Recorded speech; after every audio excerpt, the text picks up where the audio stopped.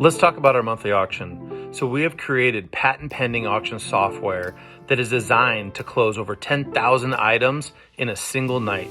So I'm here to give you some best tips, best practices, and just some advice on how to manage the auction to give you the best results possible. A couple of things to note. Unlike our premier auction, our monthly auction does not have a buyer's premium.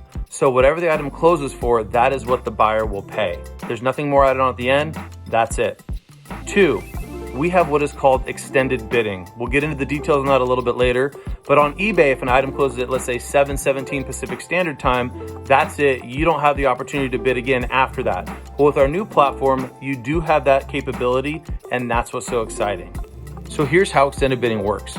Extended bidding means that you have to bid on individual items previous to 7 o'clock Pacific Standard Time the night those items end. What this does, this gives you the ability to compete on those individual items in extended bidding. So you can bid on, let's say, 20 cards previous to 7 o'clock Pacific Standard Time the night those items end, and then you have the opportunity to try to win all 20 of those in extended bidding or just a certain percentage of them, but at least you have the opportunity to make that decision after 7 o'clock.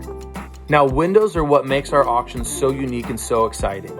So the first window for our extended bidding auction is from 7 to 7:30 Pacific Standard Time.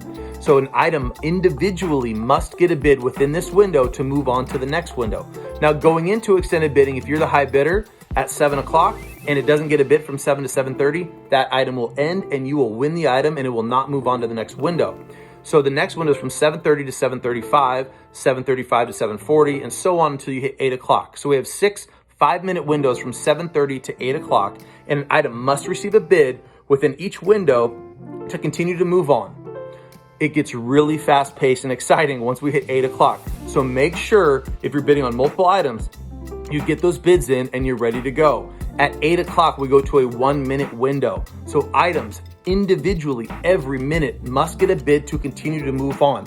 That's why it's so important to get those max bids early so you don't get overwhelmed in extended bidding. Once extended bidding begins, I would live and breathe in the My Bids tab. This is the tab that has all the items that you bid on previous to 7 o'clock Pacific Standard Time that you can qualify for in extended bidding. Now, this page will auto refresh as far as the dollar amounts go, the window timer, all of those things. It will be updated. If you have filters in place, you will need to manually refresh. So one thing that I would do as a best practice, if you're bidding on, let's say, 50 items, I would filter it by the items I am outbid on because those are the items that need the most attention. So focus on those, but know that you will manually need to refresh that page. Additionally, it will tell you if an item has received a bid already in that window, and you can focus on other items that might need your attention that you're outbid on. So this is a great page to pay attention to and to live and breathe by so you can manage all your items accordingly. The auction will wrap up and be complete when there's no bids on any card in a specific window. That's when the auction will be done. Let's talk about checkout. So checkout's very simple. Once you win an item and you go to checkout, you can decide to put that item in your PWCC vault. That will zero out your shipping, and that will also zero out any sales tax that you potentially have. If you decide to fulfill that item and ship it to yourself, then your state sales tax will apply and shipping will apply.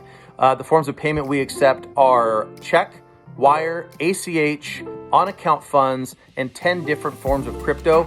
And you can go to our website and check out all those different forms of cryptocurrency.